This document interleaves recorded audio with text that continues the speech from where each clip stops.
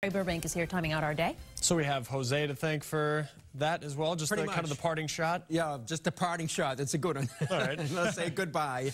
And see ya. Have a good time. Good riddance. It's been real. Yeah, yesterday was wild. I mean, gusty. I don't think I left my house because it was just so gusty outside. It was. In fact, yesterday morning, I mentioned it to Nick and yesterday morning and Kate when Kate was here, there was a stronger wind yesterday morning for the whole storm. At least when I left my home around 2 o'clock in the morning to come into work, the roads were just covered with twigs and leaves and no big branches down, but some small branches. And it was really knocking cars around. I mean, you had to adjust, two hands on the wheel. Exactly. Well, that wind has dropped off, so we're in the home stretch here for Jose.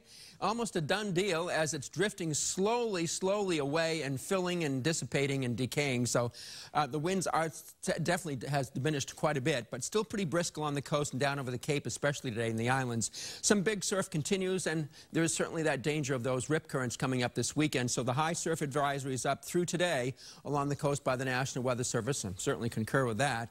But the wave heights are down from what I was showing yesterday morning. We're showing of 12 to 15 foot waves, and now they're down to 7 to 8 foot waves, but still enough to cause some dangerous rip currents. So be careful of that as it starts to clear out today and becomes a better day to go to the beach and get a picture of some of these waves. I'm sure a lot of the surfers will be out there, that is for sure, but the wave heights gladly are coming on down thanks to the fact that Jose is weakening now, and there's much less wind involved to keep those waves up there. So, but we go to the south and we look at this next system, of course, and this is quite a sight indeed. And of course, that is Hurricane Maria, has winds now down to 120 miles an hour. So it's decreased a little bit. It'll stay as a Cat 3 storm for a while. It's going to make probably a much closer run or pass at the Outer Banks of North Carolina. So they may have some impacts over the next few days as it makes a close pass. And of course, it gets that close, we become more concerned about this storm. So we'll have to watch it closely. If it was going to come up moving here very quickly, it would be coming up here. However, since it's moving slowly, it's blocked by high pressure.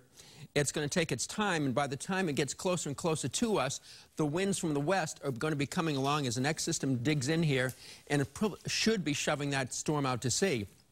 Now, here comes the next package of high waves with that storm associated with Maria coming on the eastern seaboard here with very high waves on the Outer Banks and along much of the coast, and that's going to be heading towards us later this week. And then as the storm turns out to sea, then the high waves will go that way, but at least we'll get some building surf again from that. 61 in Boston right now. The dew point is 60, so it's a damp feel to the air this morning. And then how will the temperatures change? Well, they'll go up gradually as by finally later this morning we start to break out into some sunshine in Boston and go to completely sunny this afternoon, but because the wind will be onshore, it's probably not going to much higher than 73 along the coast. By the way, I want to show you that it's 54 at the summit of Mount Washington. It's very, very warm air aloft. So if we get the sun out, we're going to have temperatures go in the lower 80s here northwest of Boston, lower 70s in the coast, but where it doesn't clear on Cape Cod, it's probably going to be in the 60s most of the day. And we're looking at the weekend forecast for the lakes and mountains being the lower 80s today to upper 80s tomorrow. Of course, this is foliage season, and we're getting some good color starting to show up, moderate color up in here in the mountains as we get closer to peak fall colors in the far northern mountains. Here's my forecast. And even though this is the first full day of fall, we have summery weather for the next several days. Now, the 90s or the upper 80s I'm showing you is in the areas that have the highest temperatures farther northwest of Boston. Along the coast, it definitely will be on the cooler side with those sea breezes light, and it's going to be humid for the next several days with early morning clouds and fog giving way to sunshine. That's your forecast. All right.